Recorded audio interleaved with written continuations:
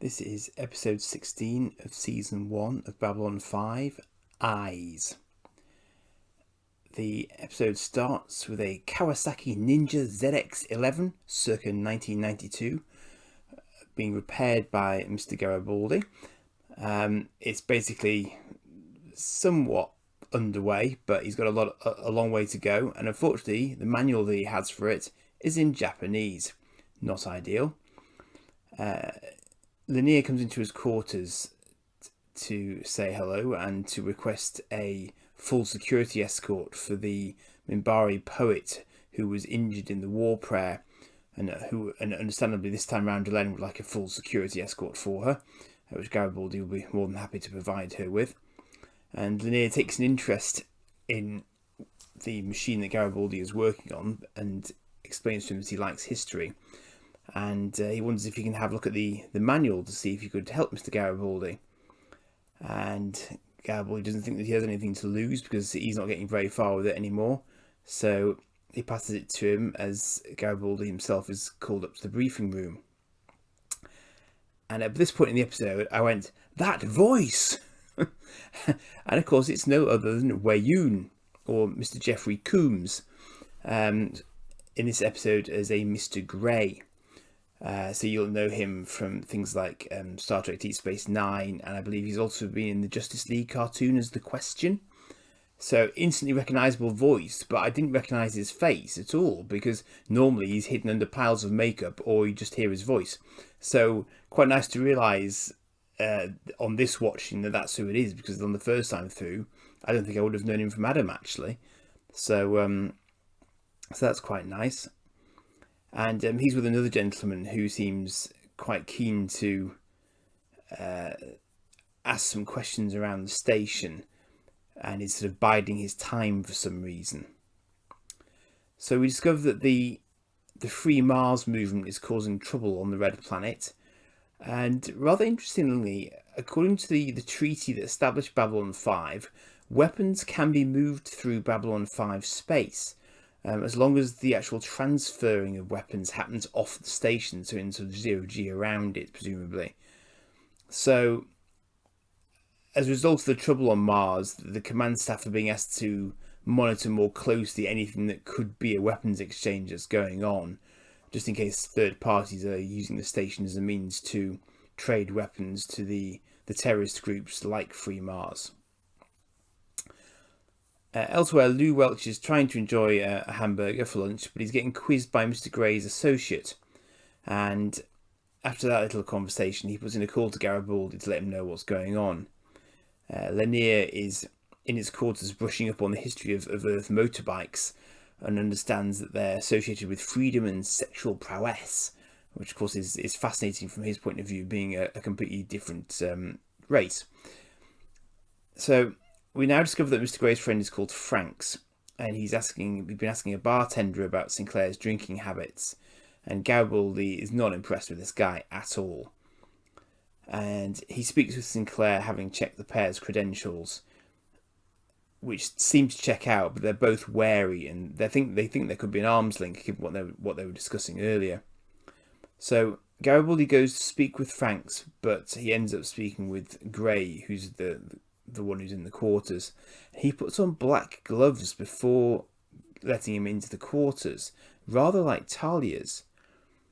And so it turns out that they are more than they appear. They're actually from military intelligence of Earth Force, or eyes, as Garibaldi puts it. Franks is actually a Colonel Benzane, and Grey is detached from Psi Corps. So the reason he was putting on the gloves is because he is a Psi, but he's not wearing the usual uniform that we've come to expect from Psi Corps members. Not a Psi Cop, mind, just Psi Corps. So Garibaldi is actually drafted in to assist with interviews that Benzane wants to conduct on the command staff, and these are going to be conducted with telepathic scans as well, apparently.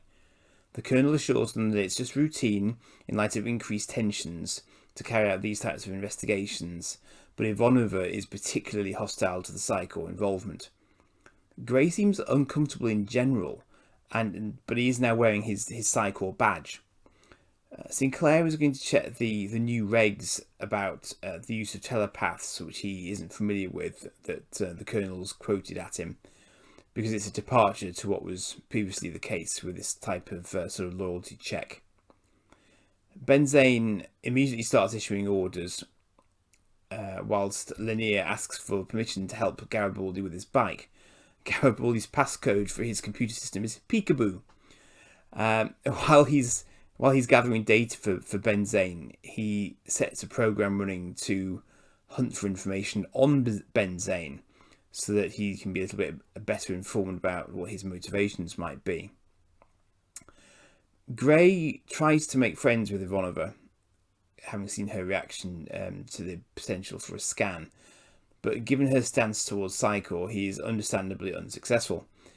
He actually wanted to be a starfighter pilot and go into Earth Force in that fashion, but as soon as his talent manifested, he was unable to pursue a standard military career. Ivanova makes it crystal clear exactly what he can expect the consequences to be should he try to scan her. Despite his stated respect for Earth Force personnel, she'll basically hand him his head. So he's on a high road to nothing there. You know, he's not going to change her mind, and she's not going to change her mind rather. Garibaldi is generally concerned about the nature of Benzane's inquiry. The guy is questioning every command decision made in the last year against the background of growing instability back home. And Garibaldi feels he'll act as judge and jury. And Sinclair just says that's all the more reasons to stand up to him in the right way. Garibaldi goes to try and get some kip because Benzane's had him working all night to do these reports, but he's prevented from getting into his bed by Lanier, who's still in his quarters, becoming one with the bike's fuel injection system and chanting to do so. So he duly makes himself scarce, and Garibaldi tells him to come back another time. We then see Ivanova in civilian clothes in a corridor filled with mist.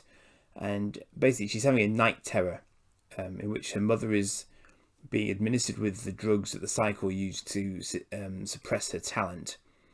And the Psychor operatives are wearing these sort of theatrical, sort of Phantom of the Opera style masks. And at the last moment, she actually takes the place of her mother after she's been hit with the sort of the sleeper medication. And there's also a brief appearance by Gray, who Ivanova actually sort of makes evaporate by touching him.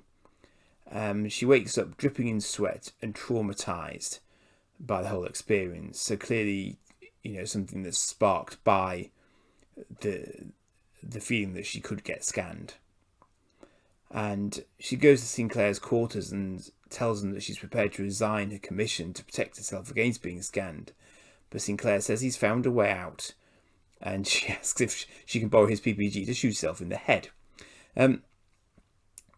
Sinclair asks, interestingly, whether or not her mother ever scanned her, because that would seem a natural thing to happen before she was put on the sleepers. And Ivanova says that yes, that did happen, and she was actually able to sort of literally feel her mother's love flowing from her, because she could share her mental feelings through that sort of mental contact. And so the issue for her isn't that she's being scanned, it's who she's being scanned by and why. That's the issue, not the actual fact of being scanned itself. So it turns out that Benzane knows Bester, and that surprises Gray, and it means that this is increasingly smelling like a witch hunt, basically. And Sinclair plays his card.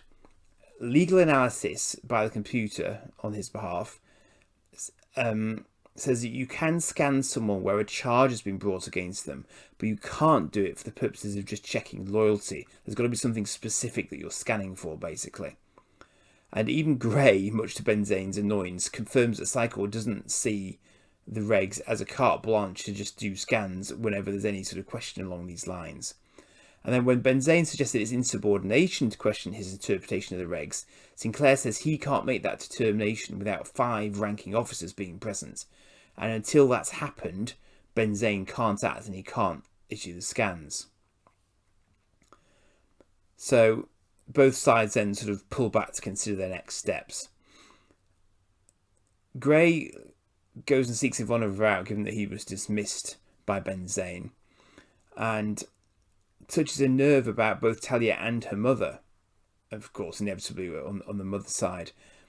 But interestingly, he says that she shouldn't have known that he was scanning her, even though he just did it accidentally, because she had a very strong emotional reaction to both of them being mentioned. So we don't actually see Talia this episode, incidentally. We don't see any of the main ambassadors either. But Ben Zane is basically continuing the interview without Gray present. And he says that between the Joint Chiefs giving him authorization and him outranking Sinclair, he's going to take control of Babylon 5.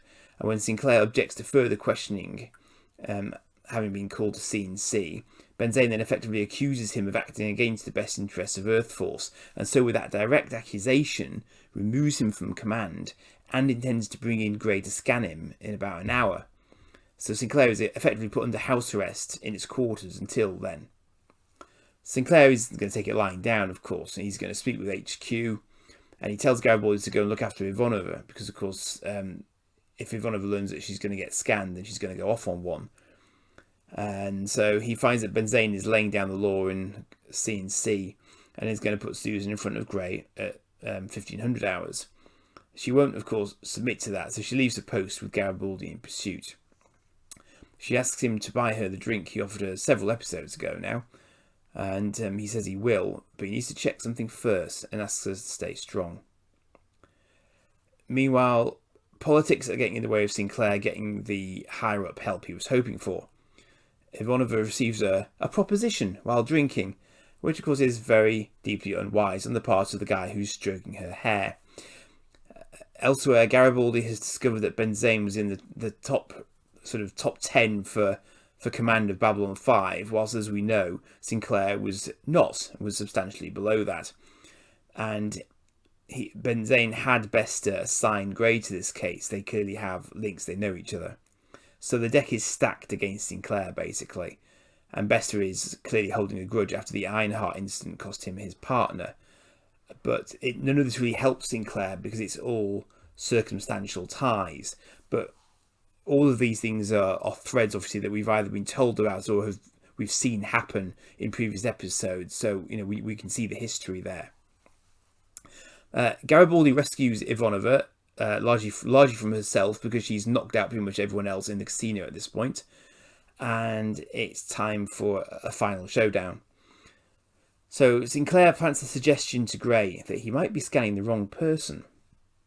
And as Sinclair goes Ben Zane into higher emotions, and it turns into a competition over who deserves to be running Babylon 5.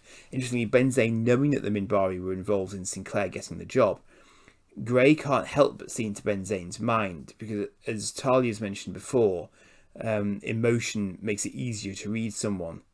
And Ben Zane is full of hate. And he actually slaps Gray down physically, pulls his PPG on Sinclair before Garibaldi can draw his. But Gray recovers and he broadcasts pain into Ben Zane, which distracts him momentarily, allowing Sinclair to grab his PPG and knock him out. Investigation over. And happily for Sinclair and his command staff, the whole thing has been recorded because Ben Zane had the recorders going in the background to record what Sinclair's responses were when he was quizzing him. So, back in Garibaldi's quarters, it turns out that Lanier has slightly missed the point of Garibaldi's bike project, and he's completely finished it. So, basically, once Garibaldi gets over the shock that his hobby is basically dead in the water, as there's nothing left to do, they do actually then take it for a test drive with its new Minbari power source, because it's non-polluting basically, and obviously Lanier wanted him to be able to use it and didn't realise that he was doing it just to see if he could.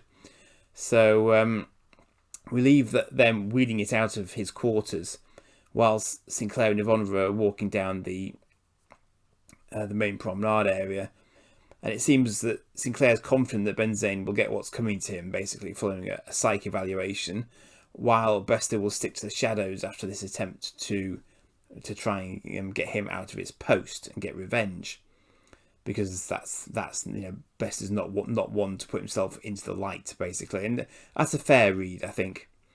And as he and Ivanova reach the lift, the ninja blasts off up the main corridor, and the speed at which it's going, I really hope that Lanier thought to upgrade the brakes whilst he was tinkering with it.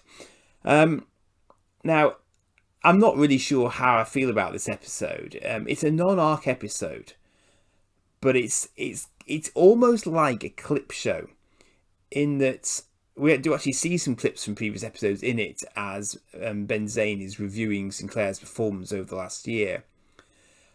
But I say it's like a clip show in the sense that it's reliant on quite a lot of what's gone before in fairly sort of obvious callbacks. So we discussed sort of Ragesh 3, Deathwalker.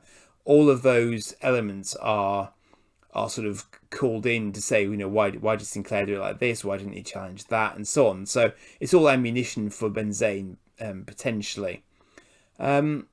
Which is fine. And again, it's one of those ones where if you've stuck with the series, then you'll understand what those references are and why they might be called into question. So it's okay, as I say, it's okay for that. We do get some interesting hints about Ivanova's character here, because there's clearly this real sensitivity to being scanned, which we haven't really seen before. We know that she's very, very anti-Psy-Corps because of the way in which her mother was treated. That much is very obvious. But the dream sequence is very interesting. And there are these hints that she might be more than she appears, so sort of putting herself into her mother's shoes. So as her mother passed out, when her head came back up, it was Ivanova who was being held by the Psy-Corps members. And there was also Gray's surprise at her being able to sense that he'd scanned her even momentarily. And I don't think I actually remembered the dream sequence from my original watching, although I did sort of remember how the episode as a whole was resolved by the intervention of the Psy-Corps guy.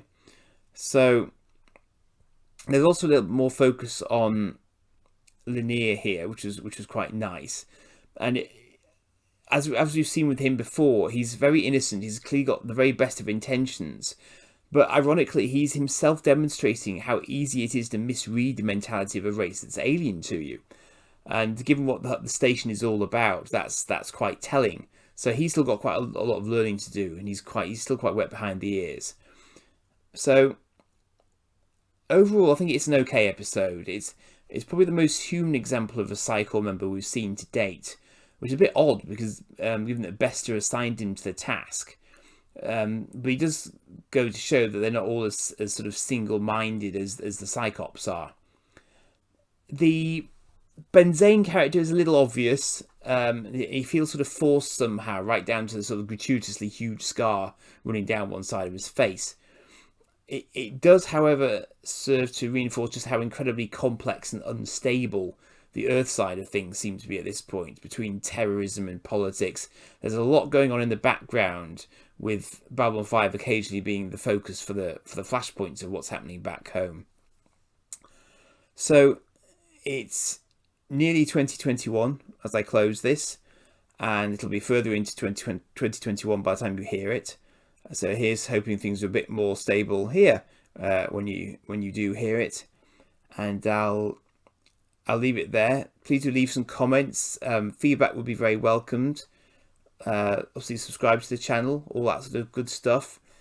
In case you're wondering, I am getting the occasional copyright question mark, I think, because I'm using obviously photos from the show to try and reinforce the synopsis element of these videos.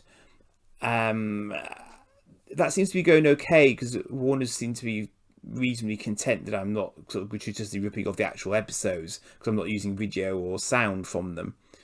I'm sort of thinking about what I could do to maybe try and jazz things up. So if you've got any suggestions, please do leave them in the comments. I don't want to sort of detract from the way that I'm doing it, and I don't have massive resources to try and do things myself. But I will look into this, and maybe for the next season, I'll try and sort of add something to sort of outro-y, intro-y to them. So tell me what you think anyway. If you've got any thoughts on that, that'd be really helpful. And I'll catch you on the next one. Cheers.